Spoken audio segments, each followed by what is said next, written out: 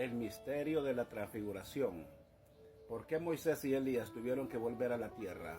Pocos momentos en las Escrituras tienen el mismo impacto visual, espiritual y escatológico que la transfiguración de Jesucristo. Este fenómeno bíblico, muchas veces llamado el vistazo del reino, está entre los eventos más enigmáticos del Nuevo Testamento, cuando se habla del encuentro de Jesús con Moisés y Elías, incluso después de la muerte de ellos. Muchos imaginan una visión simbólica o espiritual, pero lo que realmente ocurrió en aquel monte va más allá de la simbología, más allá de la imaginación, más allá de los límites de la vida y de la muerte. Y todo comienza con una elección deliberada del propio Cristo, subir a un monte alto, alejado de las multitudes, acompañado solo por 3 discípulos. Jesús, ya consciente de la proximidad de su visión final, decidió llevar consigo a Pedro, a Santiago y a Juan. Esta elección no fue aleatoria. Estos 3 hombres formaban el círculo más íntimo entre los discípulos.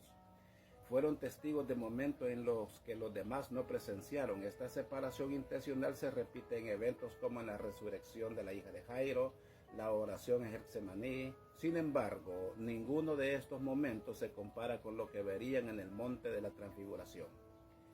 El escenario era montañoso, distante, elevado, un lugar donde el cielo parecía tocar la tierra. Allí, entre el silencio y el viento, entre la tierra firme y lo invisible, algo comenzó a cambiar. La elección del monte, así como la elección de los discípulos, tienen un significado profundo. Desde el Antiguo Testamento, los montes se presentan como lugares de revelación divina. Fue en el monte Sinaí donde Dios habló con Moisés y entregó la ley. Fue en el monte Carmelo donde Elías se enfrentó a los profetas de Baal. Y ahora, en este monte, ambos reaparecen, como si los capítulos anteriores de la historia sagrada se reencontraran en el corazón del Mesías. Marcos, Mateo y Lucas describen este evento de forma directa, pero cada detalle lleva ecos del pasado y presagios del futuro. La subida al monte es también simbólica del viaje espiritual. Para ver la gloria de Dios es necesario dejar las multitudes, la comodidad y seguir con fe hasta el lugar de la revelación. En Mateo capítulo 17, versículos 1 y 2, leemos: 6 días después, Jesús tomó consigo a Pedro, a Santiago y a Juan, su hermano, y los condujo en privado a un monte alto, y se transfiguró delante de ellos. Su rostro resplandeció como el sol, y sus vestiduras se volvieron blancas como la luz. La gloria que estaba oculta en el velo de la carne ahora brillaba de adentro hacia afuera, no reflejada, sino emanada de su propia naturaleza divina. La palabra usada en los evangelios para transfiguración proviene del griego metamorfo, la misma raíz de donde viene la palabra metamorfosis. No fue solo un cambio superficial, sino una transformación en esencia. Aquella luz que envolvía a Jesús no era externa, no era iluminación del sol, ni reflejo de algo terrenal. Era la gloria eterna del Hijo de Dios que por un momento rompió el tejido de la humanidad para revelar quién era Él realmente. Juan, uno de los que estaban allí, más tarde escribiría: y vimos su gloria, gloria como del unigénito del Padre, lleno de gracia y de verdad. En el Evangelio de Juan, capítulo 1, versículo 14. Es imposible no notar el contraste entre el ambiente terrenal y la manifestación celestial. El monte se convierte en un puente, en un portal, una hendidura entre el tiempo y la eternidad. Es allí donde lo divino toca lo humano, donde lo eterno invade la hora. Aquellos 3 hombres, simples pescadores de Galilea, vieron algo que ningún otro mortal había presenciado en esos días en que la gloria del Señor llenaba el tabernáculo. Ellos estaban viendo la gloria de Dios en Cristo antes de la cruz, antes de la resurrección, antes de Pentecostés. No era una ilusión, no era una visión espiritual interior, era una manifestación concreta, visual, audible. Y lo que sucede allí en lo alto de aquel monte no es solo para los ojos de los discípulos, sino para la afirmación del plan divino. Jesús no los llevó hasta allí para impresionarlos, sino para prepararnos. Estaban a punto de vivir los días más oscuros de su vida. Verían a su maestro ser rechazado, arrestado, torturado y crucificado. Pero antes de todo eso, Jesús les permite contemplar la gloria que vendría después del dolor. La transfiguración no es un acto aislado, está posicionada en el Evangelio justo después de que Jesús anuncia su muerte y resurrección. En Mateo capítulo 16, versículo 28, Él dice: de cierto os digo que algunos de los que están aquí no probarán la muerte hasta que vean al Hijo del Hombre viniendo en su reino. Enseguida después, 6 días más tarde, ocurre el evento en el monte. Esto no es coincidencia, es cumplimiento, es anticipación, es demostración de lo que está por venir. Pedro, Santiago y Juan estaban viendo lo que un día toda la humanidad verá. Estaban delante del Hijo del Hombre en poder, en majestad, en gloria. Era el reino manifestándose en forma de luz, era la eternidad invadiendo en el tiempo, era el Cordero siendo revelado como el león. El escenario elegido no fue en Jerusalén, ni en un palacio, ni entre el pueblo, fue en un monte alto, donde no había distracciones, solo la revelación pura. La elección del aislamiento también es una elección espiritual. Hay momentos en que Dios elige revelar su gloria lejos de las multitudes, lejos del ruido. Un lugar en secreto es allí, en la soledad, en la obediencia silenciosa, donde la gloria se manifiesta. Los discípulos no sabían lo que iban a ver, pero siguieron. Por causa de su obediencia contemplaron lo invisible. La narrativa va revelando capa tras capa, y mientras la luz irradia el rostro de Jesús, el tiempo parece suspendido. Los discípulos son colocados entre dos realidades, la del mundo visible y la del reino eterno. Un reino que no viene con apariencias exterior, como diría Jesús en Lucas capítulo 17, versículo 21. Pero que ahora se manifiesta delante de ellos en plena luz. Aquel monte se convierte por un breve instante en el escenario donde el cielo y la tierra se encuentran, donde vivos y muertos dialogan, donde el pasado y el futuro se inclinan ante la eternidad del presente. La presencia de Moisés y Elías aún no ha sido percibida por los discípulos en este punto. El foco está en lo que está ocurriendo con Jesús. La intensidad de la luz, la atmósfera sobrenatural, la transformación ante sus ojos, todo apunta a algo que va más allá de la comprensión humana. No hay explicaciones, solo reverencia. Lo que estaban viendo era al propio Dios revelado en carne. Era el cumplimiento de la profecía de Isaías capítulo 9, versículo 6. Y su nombre será admirable y consejero, Dios fuerte, Padre eterno, Príncipe de paz. Mientras los ojos de los discípulos se adaptaban a aquella luz gloriosa y sus corazones intentaban entender lo que estaban presenciando, algo aún más impresionante estaba a punto de ocurrir. El tiempo abriría otra hendidura. El velo entre el mundo de los vivos y de los muertos sería rasgado una vez más, y figuras que ya habían dejado este mundo reaparecerían ante el Cristo glorificado, no en visiones, no en sueños, sino en plena realidad. Moisés estaba muerto, Elías nunca murió. ¿Cómo estaban juntos? La luz seguía irradiando de Jesús cuando de repente 2 figuras surgieron a su lado. No eran ángeles, no eran símbolos, eran personas reales. Los discípulos reconocen a los personajes que estaban ahí, aún sin haberlos visto jamás físicamente. Era Moisés, el libertador, el legislador, el hombre del Sinaí. Y era Elías, el profeta de fuego, el hombre que hizo que el cielo se cerrara y se abriera por la oración. La aparición de estos 2 gigantes de la fe al lado de Jesús no es solo extraordinaria, es profundamente reveladora. La presencia de Moisés y Elías en el monte de la transfiguración plantea una de las preguntas más desafiantes de las Escrituras. ¿Cómo podían estar allí si uno había muerto y el otro jamás probó la muerte? La respuesta exige un viaje profundo a través de la Biblia, uniendo pasado, presente y eternidad. Comencemos con Moisés. En Deuteronomio capítulo 34, versículo 5, está escrito: Así murió ahí Moisés, siervo del Señor, en la tierra de Moab, conforme a la palabra del Señor. Él murió.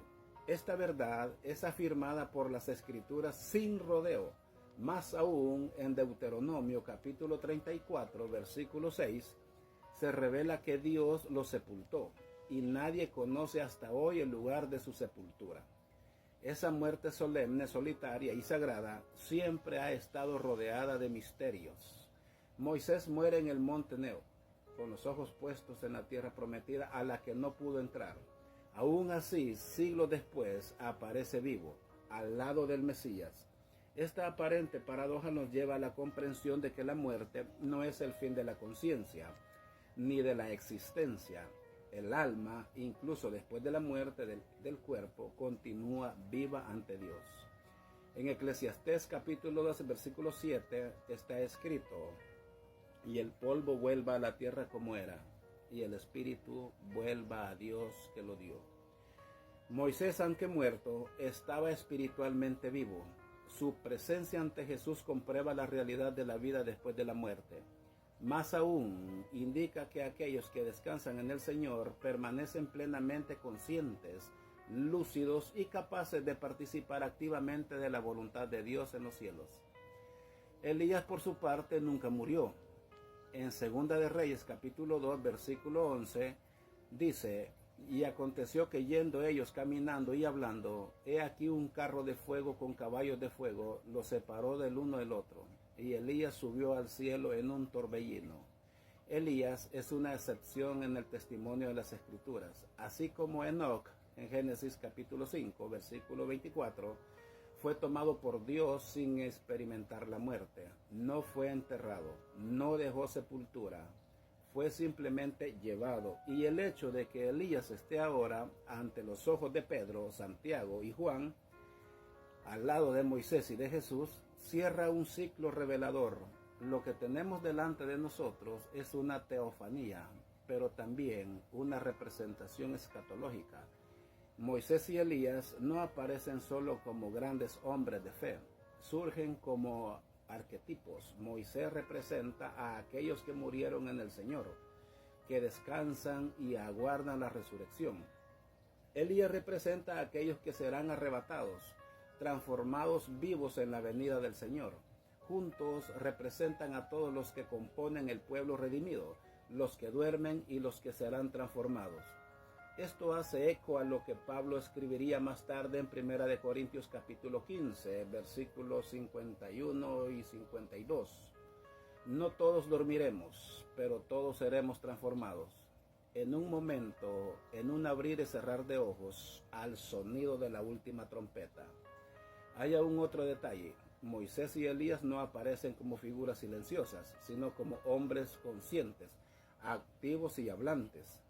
En Lucas capítulo 9, versículo 31, leemos: he aquí que hablaban con él dos varones, que eran Moisés y Elías, los cuales aparecieron con gloria y hablaban de su muerte, la cual había de cumplirse en Jerusalén. El texto usa la palabra gloria para describir su apariencia. Esto nos muestra que estaban revestidos de gloria celestial. Más aún, el texto afirma que hablaban de la muerte de Jesús, o mejor dicho, como está en el original griego, hablaban de su éxodo. Esto será explorado en el próximo, pero ya se establece que Moisés y Elías estaban al tanto de lo de Cristo. Esto refuerza que en el mundo espiritual hay conocimiento, entendimiento y propósito. No son almas vagando, son santos conscientes, sirviendo al plan eterno de Dios. Pero ¿por qué Moisés? ¿Por qué Elías? ¿Por qué precisamente estos dos? La respuesta está también en el modo en que terminaron sus vidas. Moisés murió y nadie encontró su cuerpo. Elías fue arrebatado. Curiosamente, Judas, versículo 9, menciona una disputa entre Miguel y Satanás por el cuerpo de Moisés. Esto nos indica que hay algo singular en la muerte de este hombre. Hay un misterio guardado por Dios que apunta a la gloria futura. Ambos representan extremos. Moisés vio a Dios en el monte, pero no entró en la tierra prometida. Elías fue llevado al cielo en gloria. Uno simboliza el camino hacia la promesa, el otro la entrada triunfal en la eternidad. Uno murió por la desobediencia de un momento, el otro fue llevado por la fidelidad constante. Y ahora ambos están juntos al lado del Hijo de Dios, como si todo fuera parte de un plan perfecto que atraviesa siglos y convirtiera en ese punto en lo alto del monte. Otro aspecto digno es que Moisés y Elías no fueron reencarnados ni resucitados. Estaban vivos en forma glorificada como participantes de una realidad que está más allá de la nuestra. Este encuentro también nos hace pensar que en el fin de la existencia la Biblia nos muestra que los santos viven y más que eso participan del plan divino incluso después de la muerte.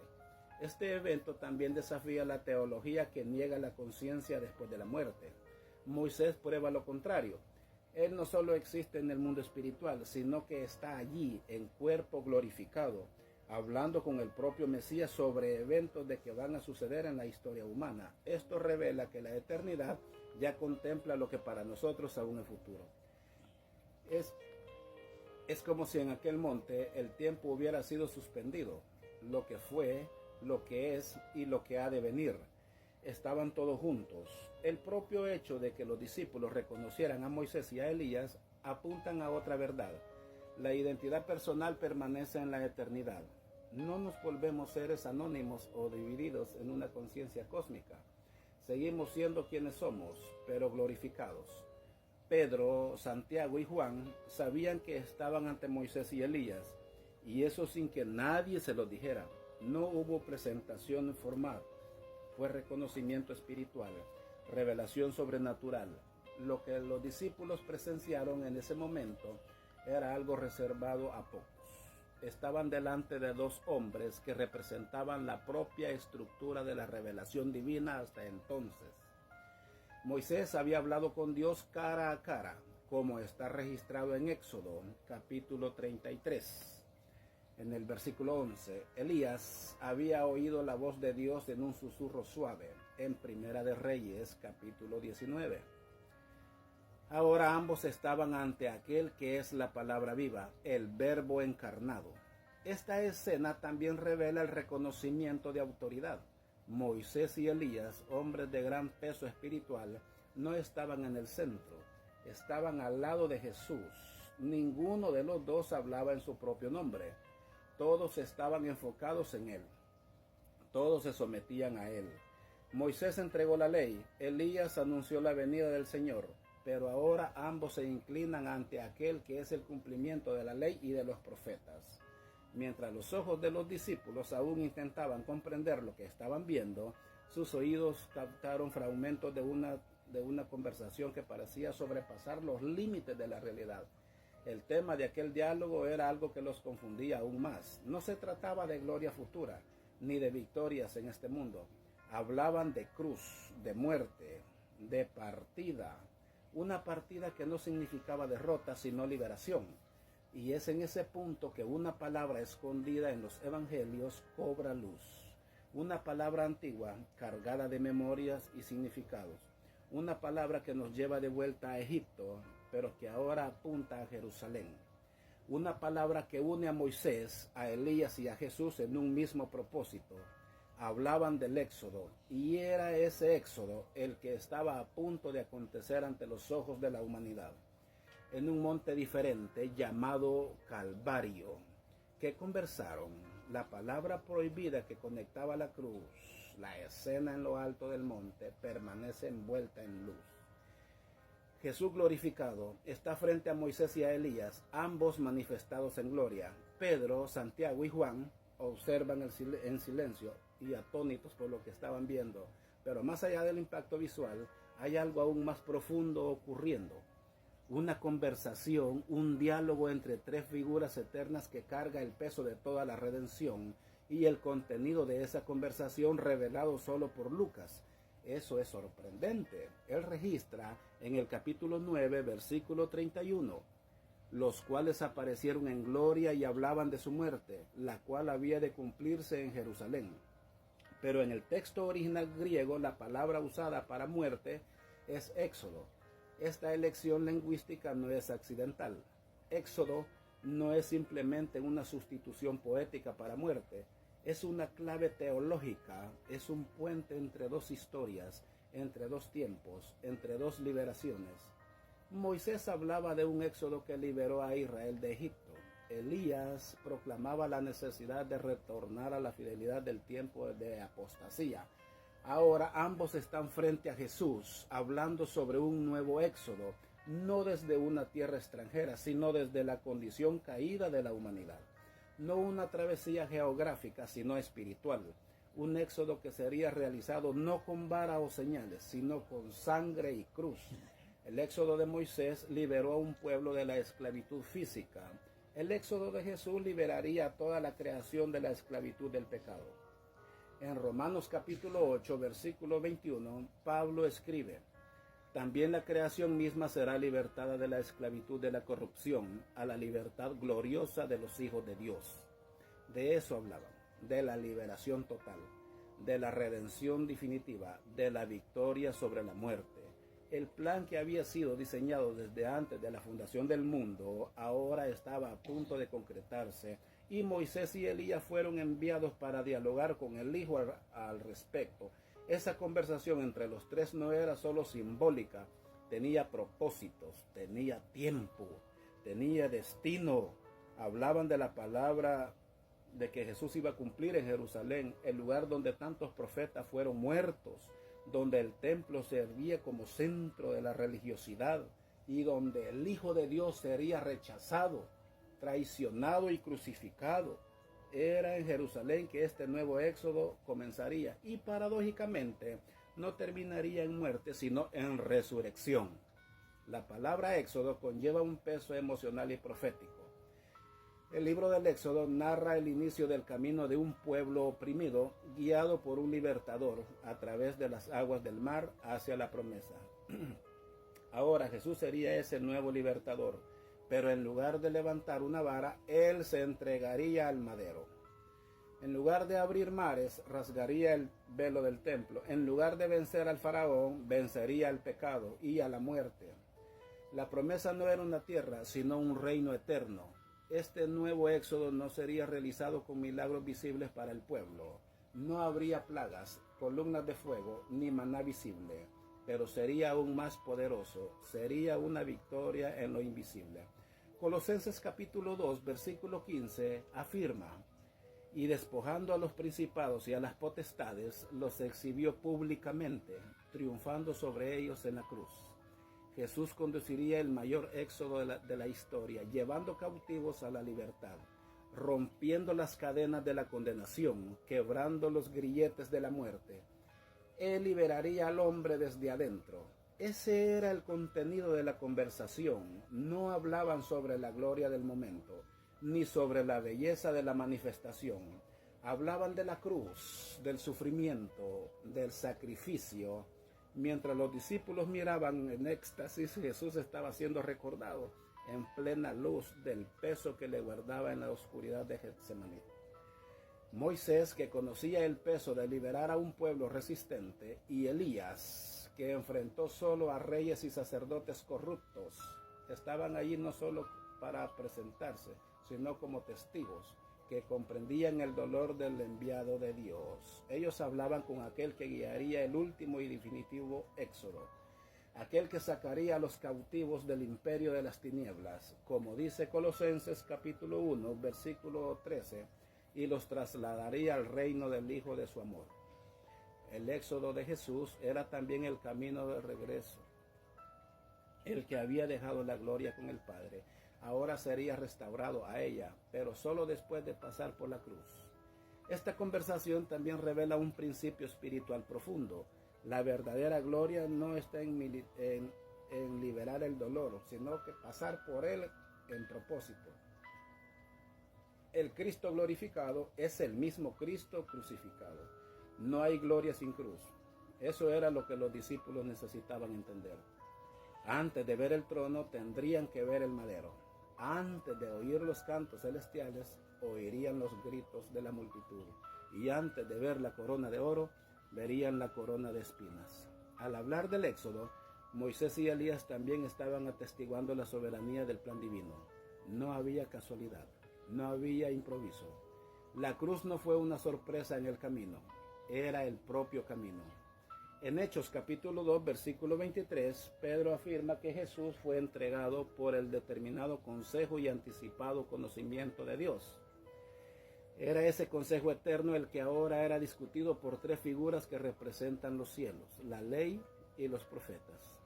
El uso de la palabra éxodo también apunta a un detalle profético, el retorno de Jesús. Así como Moisés volvió al pueblo después de encontrarse con Dios en el monte y Elías fue visto nuevamente en el espíritu de Juan el Bautista, Jesús también volvería después de su partida. Su éxodo no terminaría en la muerte, sino culminaría en la resurrección y en el retorno en gloria. En Juan capítulo 14, versículo 3, Él promete: y si me fuere y os preparare el lugar, vendré otra vez. Os tomaré a mí mismo. Los discípulos por ahora no comprendían lo que estaban oyendo, pero el Espíritu Santo les haría recordar después. Aquellas palabras resonarían en sus corazones mientras veían al Maestro ser arrestado, crucificado y sepultado. Más aún, cuando lo vieran resucitar, entenderían el éxodo fue cumplido. La liberación fue conquistada. Este momento sagrado en el monte revela que la cruz de Cristo ya estaba siendo discutida incluso antes de ser levantada. Los cielos sabían lo que los hombres aún no sabían comprender, que la gloria estaba entrelazada con el dolor, que la muerte sería solo el corredor que llevaría la victoria, y que para entender la transfiguración era necesario entender el éxodo, un éxodo escondido en el corazón del Evangelio, pero que revela la mayor liberación de todos los tiempos. Mientras el cielo conversaba sobre sacrificios, los hombres solo observaban, pero algo aún mayor estaba a punto de ser revelado, porque si Moisés y Elías representaban el pasado y Jesús representaba el presente, había una pregunta que aún no se había hecho. ¿Por qué precisamente estos dos? ¿Dónde estaban Abraham, David, Isaías? ¿Cuál fue el criterio que hizo que Moisés y Elías se manifestaran en ese momento y no otros? La respuesta a eso está arriesgada en la estructura profética de las Escrituras. Y es ella la que será desvelada a continuación. Cuando comprendamos que no fue coincidencia la elección de estos dos hombres, fue propósito, fue cumplimiento, fue profecía viva delante de los ojos de los discípulos, porque la transfiguración no fue solo un momento de gloria, sino un eco del Antiguo Testamento apuntando a su verdadero centro, a Cristo.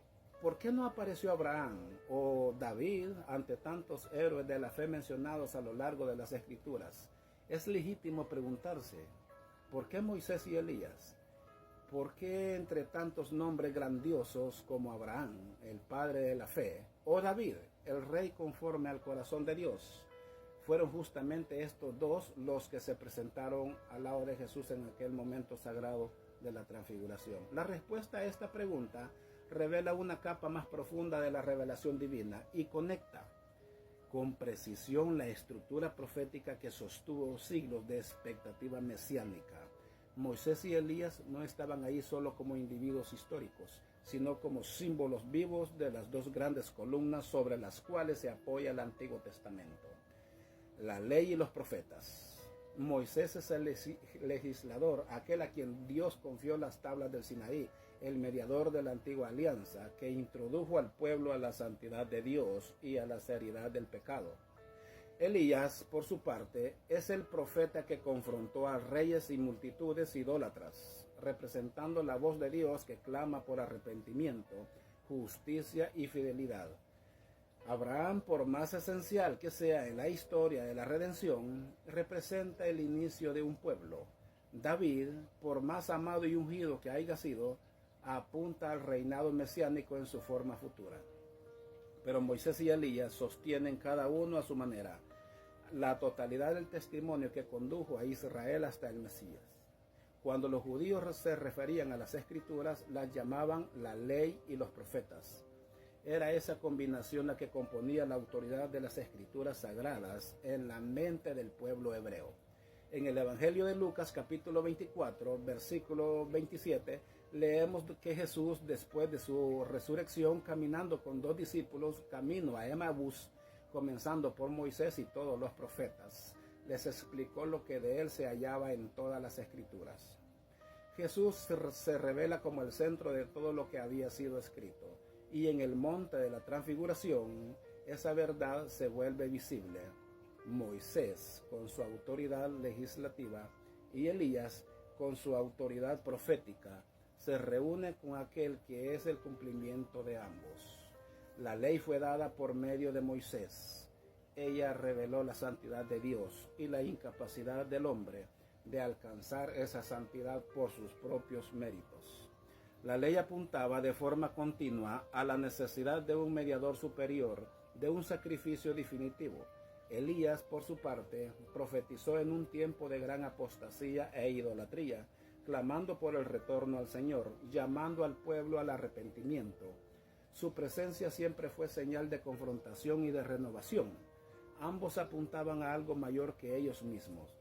En Juan capítulo 1, versículo 17, está escrito: porque la ley fue dada por medio de Moisés, la gracia y la verdad vinieron por medio de Jesucristo. Y en Mateo capítulo 11, versículo 13, Jesús afirma: porque todos los profetas y la ley profetizaron hasta Juan. Es decir, su misión no era permanecer como fines a sí mismos, sino preparar el camino para el cumplimiento. Y ahora, en el monte, ese cumplimiento se presenta. La ley encuentra su plenitud en la obediencia perfecta de Cristo. Los profetas encuentran su realización en las palabras y obras del Mesías. Moisés y Elías no solo honran la presencia de Jesús, sino que la confirman.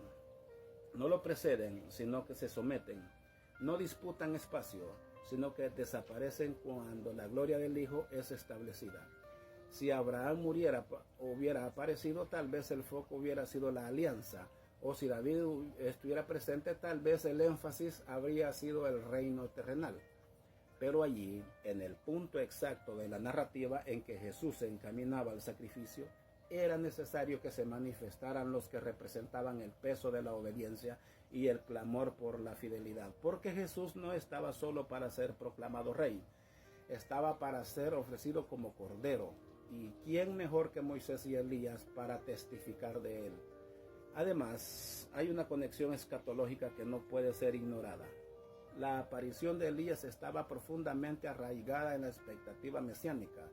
En Malaquías capítulo 4, versículo 5, Dios dice: he aquí, yo os envío al profeta Elías, antes de que venga el día grande y terrible del Señor. Esta profecía estaba viva en la mente de los judíos. Tanto así que los discípulos preguntarán a Jesús, justo después de la transfiguración: ¿por qué los escribas dicen que es necesario que Elías venga primero? La respuesta de Jesús es clara y profunda. En Mateo capítulo 17, versículo 12, él dice: Elías ya vino y no lo reconocieron. Aquí Jesús se refiere a Juan el Bautista, que vino en el espíritu y poder de Elías, como el ángel Gabriel había anunciado en Lucas capítulo 1, versículo 17. Aún así, la presencia del propio Elías en el monte también sirve como anticipación del día del Señor.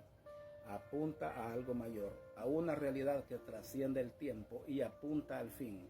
Moisés, por su parte, es aquel cuya muerte estuvo envuelta en misterio. Nadie supo dónde fue sepultado. Y en Judas, versículo 9, se nos informa que hubo una disputa espiritual por su cuerpo. ¿Qué nos revela esto? Que hay una importancia cósmica en la figura de Moisés, que su misión no terminó con su muerte, que su vida fue usada como instrumento no solo para el pasado, sino también como señal profética para el futuro.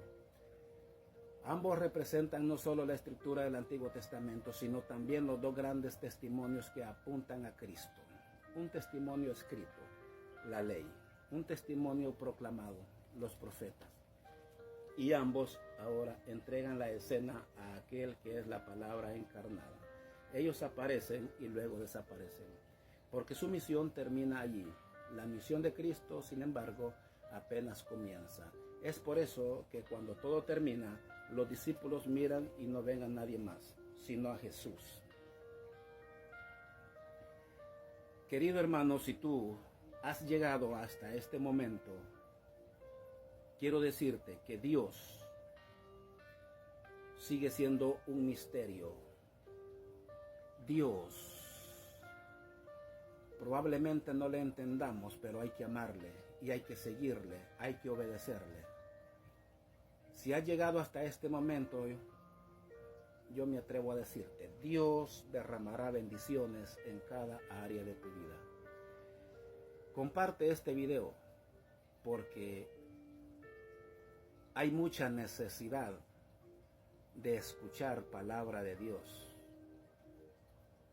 Tiempos difíciles que estamos viviendo, tenemos que tener un corazón frágil, un corazón de carne para que Dios habite en nosotros. Que Dios te bendiga. Nos vemos en el próximo video.